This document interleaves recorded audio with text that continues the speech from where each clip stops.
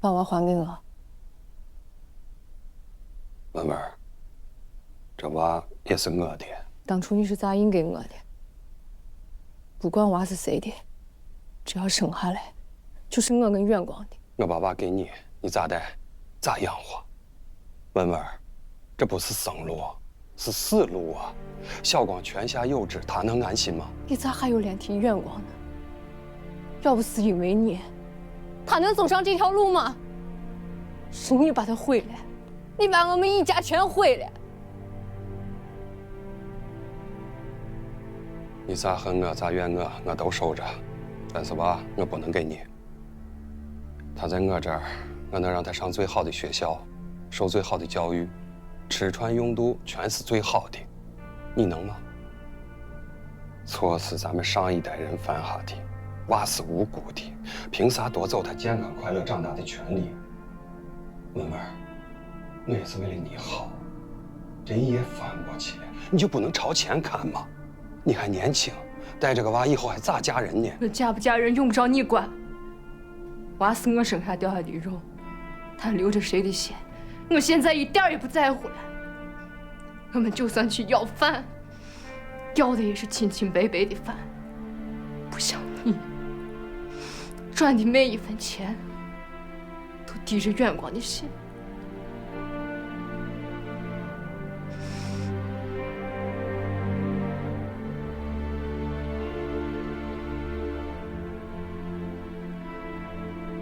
既然你铁了心想要娃，那就去细数我吧。你是小光的遗孀，无论啥时候我都希望你好。但是在娃的问题上，我不会让步的。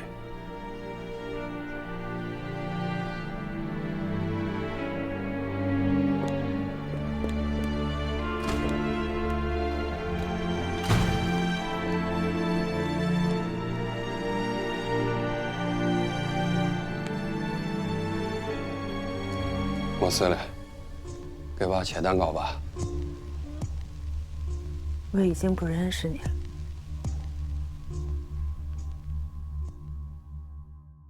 今天，咱公安局的、文物局的同志都来了啊，尤其是程志局长，刚刚从北京回来，下飞机就赶到这儿了。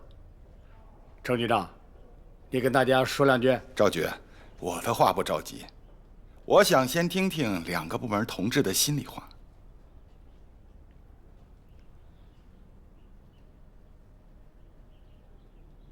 都不说，我打头炮了啊！这个表叔团伙呢，盘踞秦州省，这多年了，他的作案呢，时间跨度大，空间跨度大，人员的这个成分复杂，啊，有一般的社会成员，也有这个有头有脸的。说实话，我这个人呢，不爱诉苦。但是今天我要说一句，我们是真苦。我们办案有三难：要办的案子多，难；要追的文物多，难；要抓的人多，难。这难上加难，这三……你停一下，我知道你啥意思。我先给你吃个定心丸，行不？317大案。省市各级领导都十分重视。经省厅研究决定，317大案升级为省厅督办的案件。专案组规格升级，市局抽调精干警力，加强专案力量，也给咱们办案的同志们提了更高的要求，那就是细化责任分工，把抓捕、审讯、外调侦查、组织案卷材料细化到个人，提高办案效率。要这说啊，我后面的话就不用说了。啊，我们虽然是不怕困难，但是领导要是能给提供帮助，我们欢迎。你行了，我知道你话后边啥意思，就是让我们保证后勤嘛。你放心，省市领导专门做了研究，做出指示，确保这个案子的办案经费，协调办案车辆，无论查到谁的地界，各地民警必须全力以赴的大力支持。感谢领导。现在有个流行词叫“给力”，既然公安的同志起了这么给力的带头作用，咱们文物局也不能掉链子嘛。我这次去北京，见了国家文物局的领导和专家，把317大案的相关情况做了汇报。局领导特地嘱咐我，给同志们道一句辛苦了，也希望你们深挖犯罪团伙，将他们连根拔起，加大涉案文物的追缴力度，坚决不能让文物流失。当然，我们文物部门一定会全力配合，做好协调工作。同志们，党的18大以来，党中央前所未有高度重视文物工作，做出了一系列的重要指示。公安部、国家文物局联合设立打击文物犯罪工作协调组，专门研究部署打击文物犯罪工作，督查督办重大文物犯罪案件，协调重大文物案件侦破事宜，指导各地加强文物安全防范工作，同时逐步完善流失海外的文物追索体系和机制，确保文物早日回家。在这个基础上，受公安部、国家文物局的委托，秦州省公安厅建立全国打击文物犯罪信息中心，已经试运营成功，近期正式上线。这个中心将承担全国文物犯罪信息的录入、审查、分析、研判工作，为你们破案提供全方位的信息支持。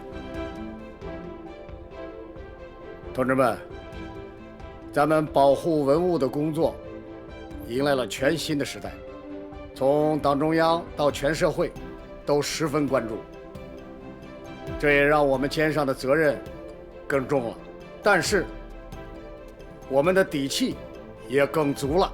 伙计们，放开手脚，干就完了。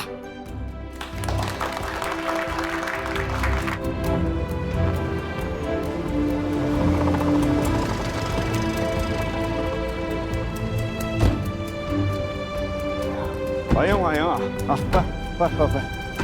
辛苦了辛苦了，好，欢迎欢迎啊！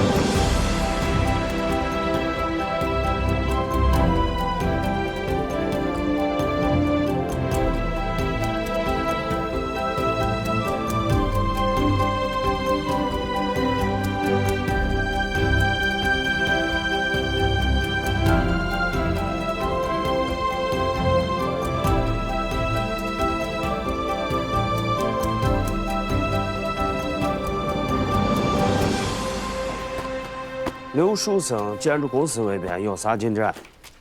啊，他那个会计跑南方去了，不过已经被兄弟单位控制住了。银行那边接是他。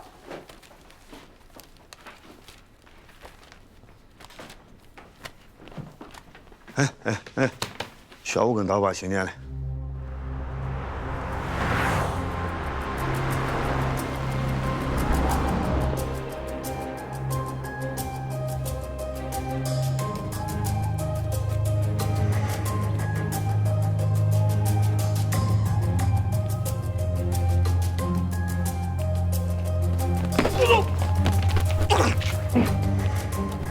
警察，走。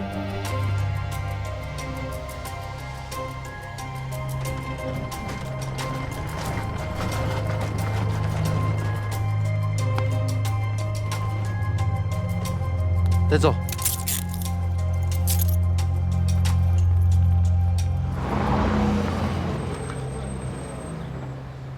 跟大家汇报一下最新的案情，有一条狐狸尾巴被抓住了。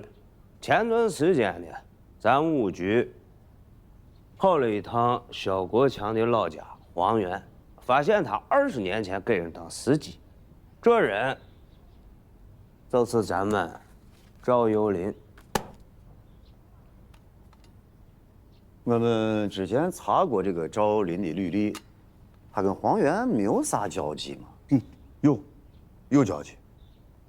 当时的赵有林在黄原包过工程，我们走访的时候听到一些传闻，说当时赵有林在工地上挖出个老物件，倒手一卖，立马飞黄腾达了。虽然传闻未经证实，但是从赵有林刻意隐藏这段经历的动机来看，赵有林这个人大有问题啊。所以，肖国强继续追踪，赵有林身亡。慢点啊，小心脚下。这边，哎呀，注意头。哎，院长，张所，哎，辛苦师母，辛苦。这个就是我们找到的夯土墙当中的一段。失恋，来，你看这儿。啊，对，没错。哎，张所，师母，哎，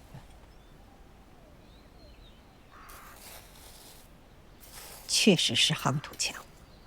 太好了！我听说找这个夯土墙，把你们找得烦得很啊。别提了，别人考过啊是生土里找活土，我们考过啊是活土里找活土，夯土里找夯土。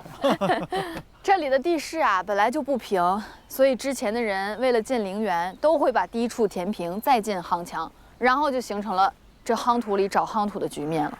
我们的考古日记里啊，记录了我们到底钻了多少口，但是呢，你让我们自己说，我们也说不上来，那密密麻麻的。你有的时候找到这种夯土墙2、3米了，突然就断了，断断续续，七拐八拐的。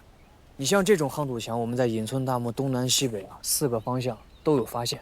初步估算啊，这段墙基遗存，残长东西1200米，南北860米，正好把隐村大墓还有窦皇后陵围起来了。各位还记得当时发现的铺石遗迹不？这次我们在勘探当中又发现了几段，目前预估边长423米，宽约1.5米。我们判断这个应该就是隐村大墓的陵园边界，所以给它暂定名叫石围界。要是按照你们现在的说法，隐村大墓有时期的陵园界限，对，窦皇后陵呢也有它自己的夯土的原墙，它们同处在一个大的陵园之中，对不对？对。哎呀，那这种布局明显的就是体现了帝后同营义血的葬制啊！没错，所以这隐村大墓和窦皇后陵的情况跟汉阳陵非常相似。由此，我们可以基本确定，我们已经找到关键性的证据来证明隐村大墓是汉太宗资陵了。哎呀，太好了！虽然现在啊还没有完整的证据、详实的报告，但是有这一条啊，它就足够了。垃圾填埋场跟咱们打仗打得太凶了，逼得太紧了，咱们就用你们找的这个证据，跟他们去交涉。我相信，咱们一定会赢的。这样，咱就不在这浪费时间了。向老师、老张，跟我去一趟市政府，走，咱一块一起去。走。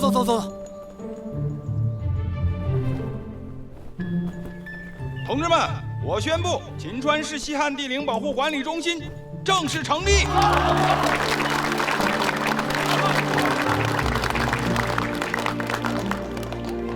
我们都是老文物人了，在这一行业摸爬滚打几十年，要讲环保的，编制有了，接下来但是不用苦穷了。社会各个面对我们的关注也是越来越多，我们的文物工作进入到了一个全新时代，大家一定要砥砺前行，不辱使命。期待吴姐。全国文物犯罪信息中心反馈有2个前科人员跟刘强关系很密切，叫啥？一个叫王金发，一个叫胡庆野。我怀疑这2个人啊，就是表叔团伙的核心成员。好的，老同学，王金发归你，胡琴也归我。杨成，穆建辉先生是我们秦川市著名的私人收藏家，此次慨然捐赠的私人藏品，极大地充实了我们明德博物馆的馆藏。未来呀，这些藏品将在明德博物馆的展陈中大放异彩。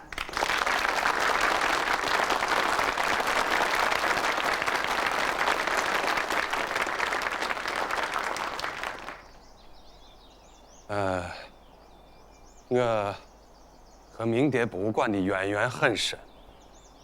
我的父亲就出生在这儿。今天把我的珍藏捐出来，也是希望这些珍藏能够回家。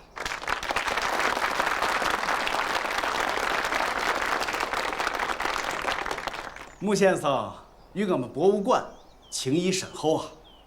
为了感谢穆先生对明德博物馆的贡献，理事会特聘穆建辉先生担任常任理事。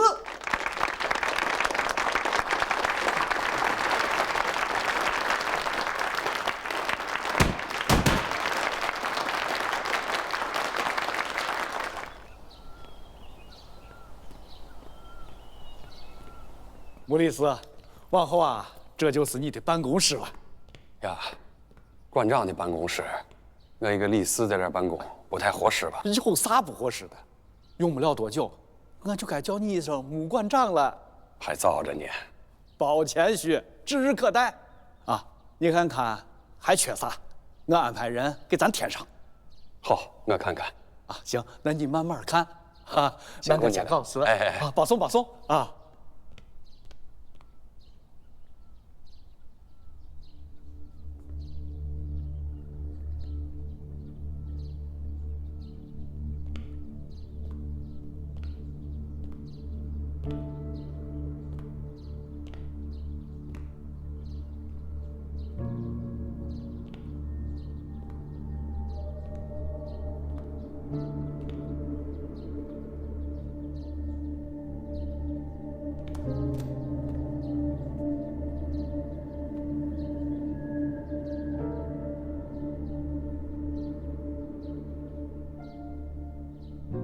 爸呀，这就是你小时候住的地方吗？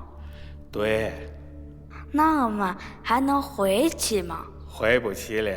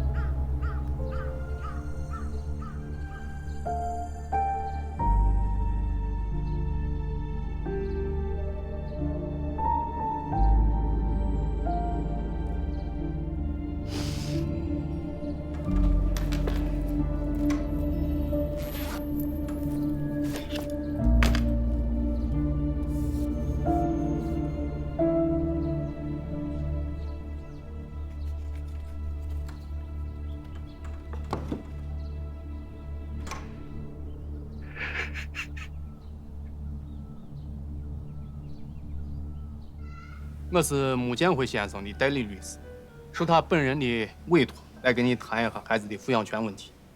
没啥好谈的，我已经决定起诉了。你找好律师了？温女士，秦川市最好的律师就坐在你面前。你不用吓我，我啥也不怕。我不是吓唬你，我是想利用自己的专业知识提醒你两句。亮亮还在哺乳期的时候，你就丢下孩子跑了，这种行为往小了说叫不负责任，往大了说叫遗弃。一个是撇下孩子就跑的母亲，一个是有经济实力、对孩子倾尽全力的父亲。你觉得法院会把抚养权给谁？穆先生说了，他跟你丈夫是好兄弟，不想跟你对簿公堂。如果你愿意自愿放弃抚养权，不再来打扰他们一家人，他愿意支付你1000万，并且是一次性支付。就算输，我也照样会告。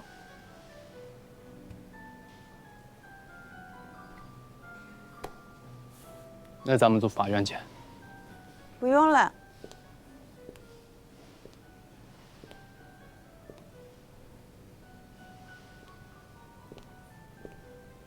嫂嫂，亮亮，叫妈妈。妈妈。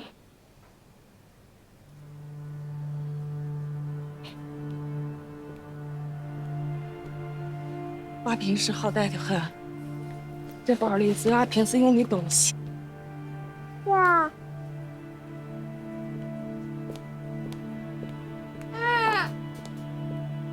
亮亮。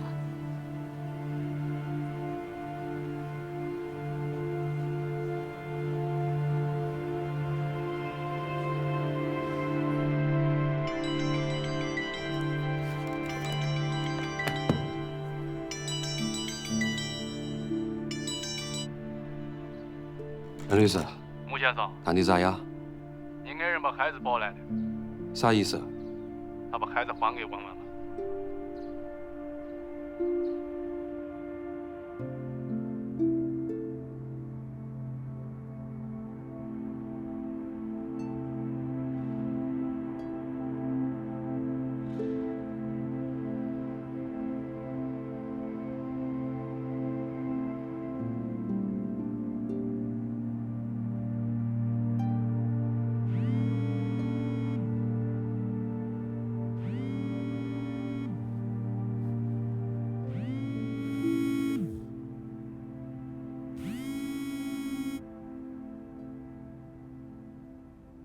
建辉，淑兰，你为啥要把娃给他？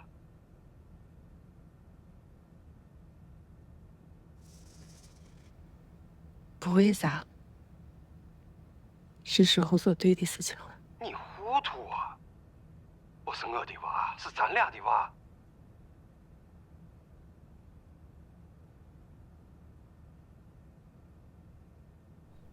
你在哪儿呢？我在咱以前的家呢，寮长的宿舍。你去玩干啥？建辉，回头吧，现在还来得及。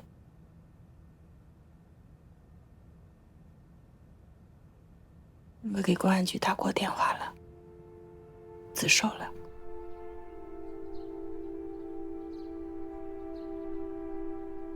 淑兰，淑兰啊，我这一路过的啥日子？给人当狗，遭人白撵，把命系在裤腰带上，过了一道又一道关，好不容易熬到了今天。你来明德博物馆看看，这是我的祖宅，马上就要回到我手上来，你可不能干傻事啊，淑兰。这些年一直做傻事的是你，建辉，该醒了。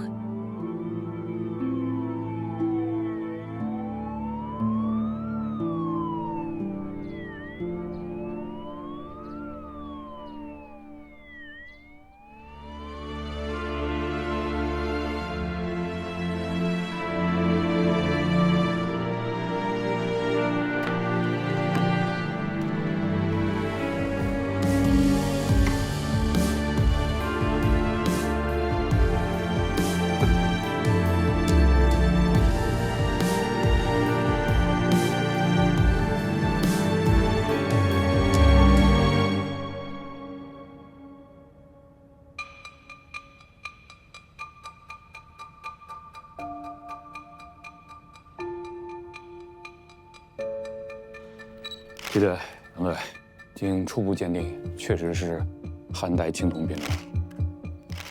我尽快安排梁子本人。我建辉，明白。明白。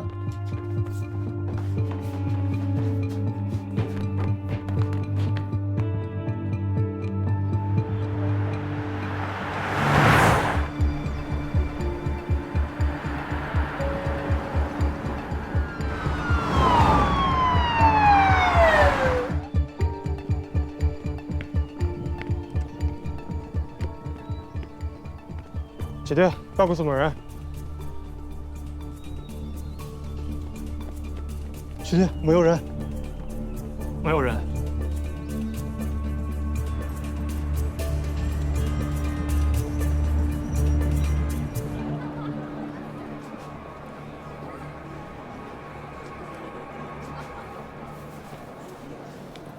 哎，boss， boss， 哎，你们家房款了？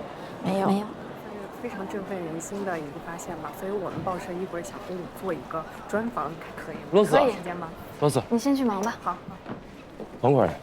他说要在基地看监护院。啥？这狗肉包子这么好的机会，他不来了？这不是他一贯作风吗？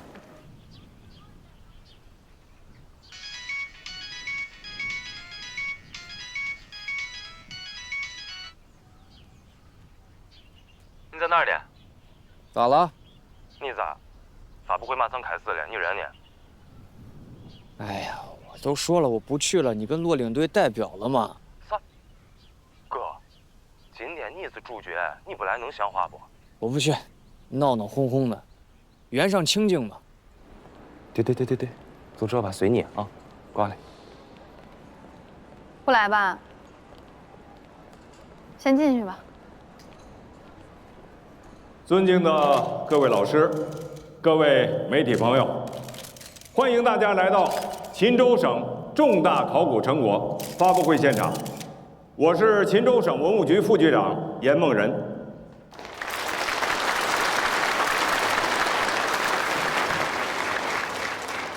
在这里，我谨代表省文物局向在座的各位宣布，秦川市隐村大墓最终被确认为汉太宗资陵。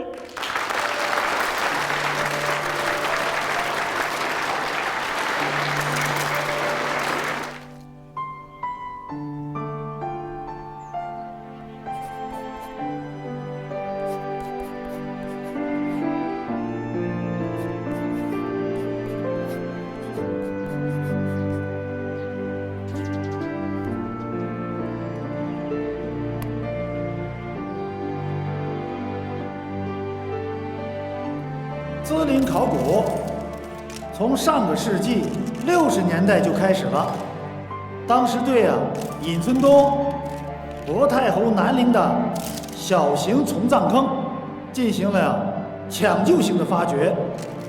80年代，又有2位考古的前辈对西汉11陵进行了系统的调查和测量工作，为后续的西汉帝陵考古奠定了良好的基础。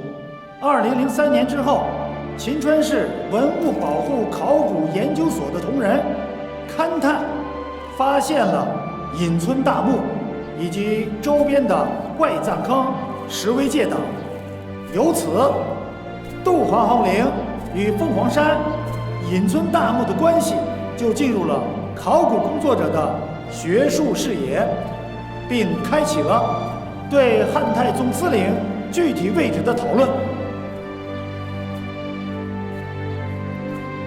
请问咱们资陵的主墓会不会继续发掘？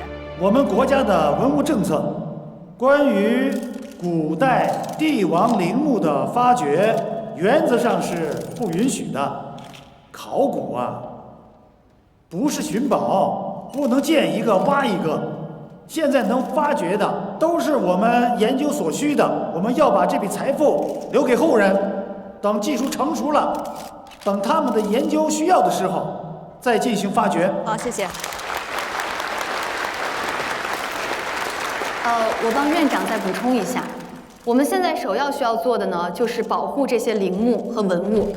我们考古队希望未来能在白鹿原上建一个遗址博物馆，用来展示和保护这些资陵还有薄太后南陵的发掘成果，也能让更多人了解我们的中华文化。好，谢谢。那请问资陵被盗文物被追回了吗？等一下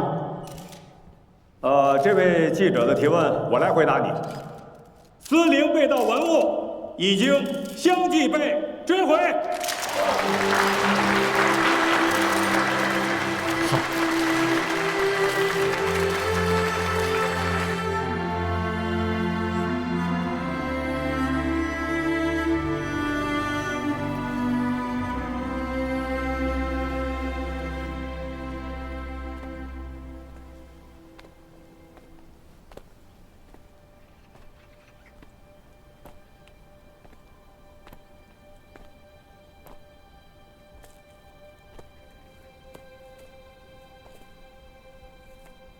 方式。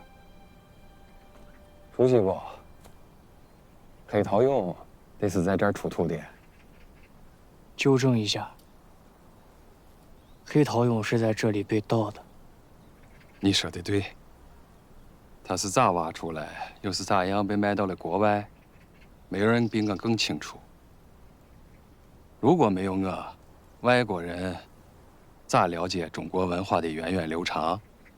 把咱自己老祖宗的东西偷到国外，然后让外国人显摆，还觉得是功德一件。别说的我们难听，没有我，你们研究啥？就连你们用的炭铲，都是盗墓贼发明的。没错，是盗墓贼发明的，可能就是一个工具嘛。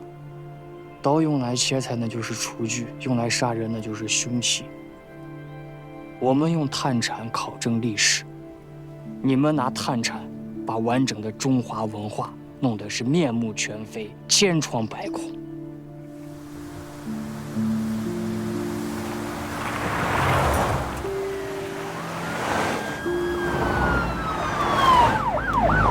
如果不是我让黑桃蛹面试，你们一辈子都不会知道子陵在哪儿。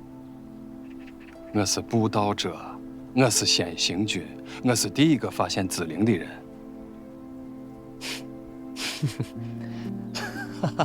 你笑啥？笑你无知无耻。很多年前，我们已经开始西汉帝陵大遗址考古。就算没有隐村大墓，按照我们的工作计划，我们依然会去凤凰山勘探，依然能勘探到下边没有遗存、隐村、资留，照样会现实。靠你们，黄花菜都凉了，耗费了大量的人力物力，几年搞不定一个墓，搁一铲子下去，全弄明白了。因为你是为了钱，我们不是。几代考古人筚路蓝缕，青灯黄卷，小心翼翼地求索，苦心孤诣地探索。为啥？是因为我们面对的是中华历史的千年轴线，是中华文明的博大精深，我们不能有半点马虎。你把文化遗存全部都糟蹋了，还在这儿说自己是布道者、先行军，不以为耻，反以为荣，可笑。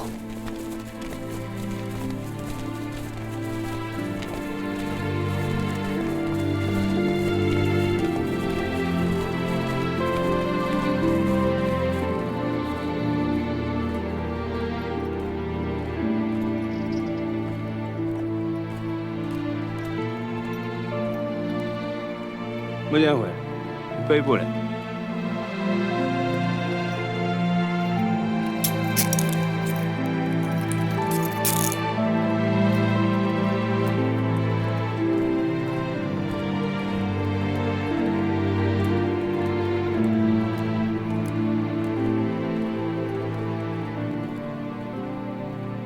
媳妇儿，我连累你了。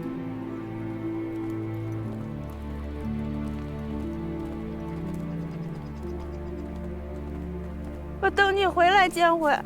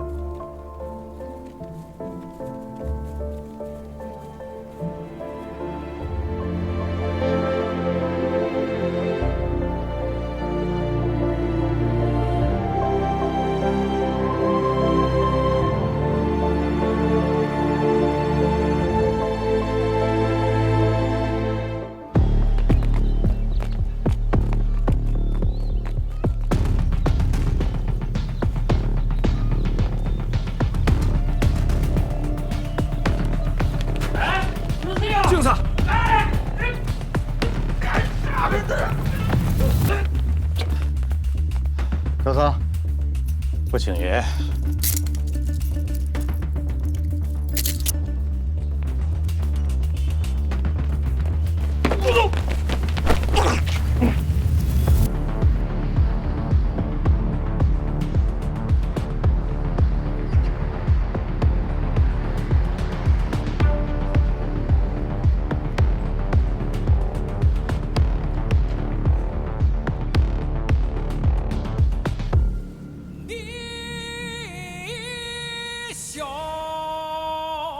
多少？1.73米。哎呀，这个数据手机的差不多了啊，差不多了。哎呀，马老师，哎，就这天气还行啊，风没那么烈。就是这天啊，越来越短了。日子不经过呀，又快过年了。啊，对了，这马上要放年假了，你这次有10天的假，你不想着回机场看看？先把今年的报告弄完再说吧。方老师，哎，我这一直很意外啊。哎，就是你打算咋不留在秦川呢？哼，哎呀，就是我当时跟你说的嘛，余赛的这个长城计划一直是我的一个心结嘛，咱老是没完成，我想把它弄完的嘛。之前那个隐村大墓困扰了我10年，现在这个谜团解开了，文保发掘都步入正轨了，这边更需要我呢嘛。是。那罗老师都慎着呢，你就舍他呀？他那边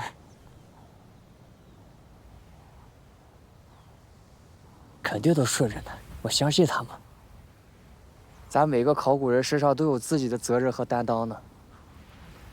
之前骆老师为了我放弃吕氏家族墓，哎呀，牺牲真的大着呢。虽然嘴上啥都没说，但大家心里都跟明镜一样。一个项目就跟自己的娃娃一样，有时候比咱自己的生命还重要呢。是。你问我舍得不舍得？那肯定是不舍得嘛。但我也不能那么自私嘛，是不？来子，哎，来了，司政，你自己忙着啊。好，来了。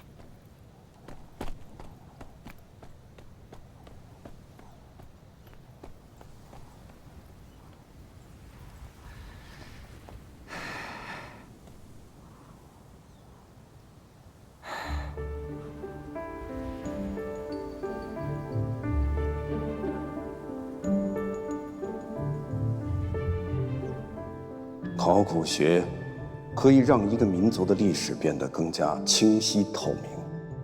考古发现可以补足史料典籍中那些缺失的记载，把历史的每一个脚印拼凑复原，把中华文明发展的全貌展示给每一个人，展示给世界。所谓考昆补史，就是我们考古的意义。考古人的每一句话，每一个判断，都可能关系着一段历史和文明的正确与否。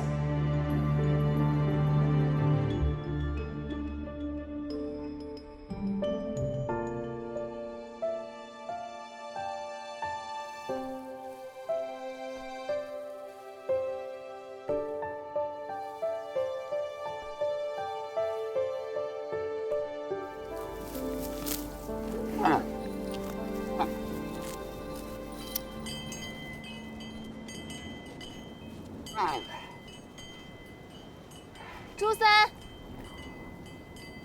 时光留下的斑驳，像风儿穿梭，自由却落寞。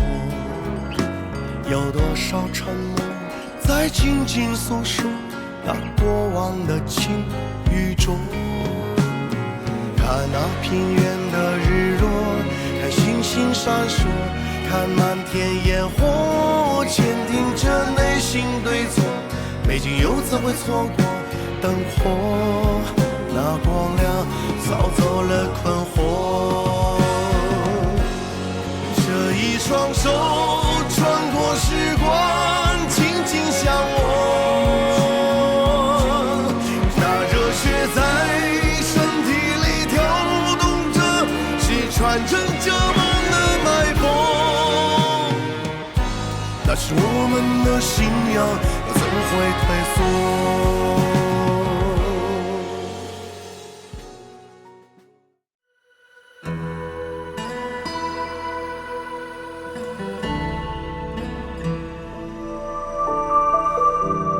头上的天，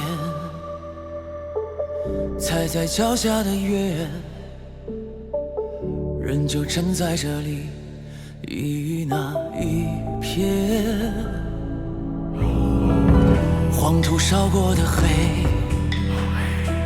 余温仍烫得真切。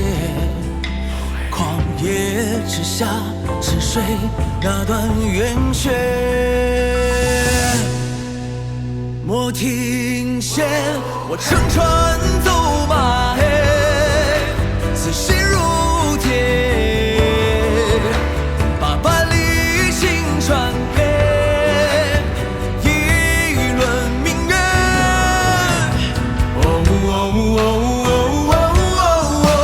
问今是何节，千百年。谁守不岁月？长所愿。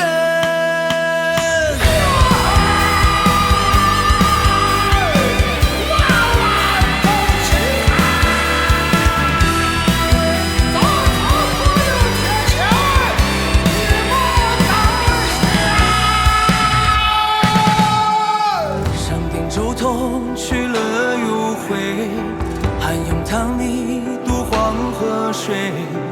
一辈子就为存真趣味，撞南墙也不后悔。我乘船走马，此心如铁，把百里星传给一轮明月。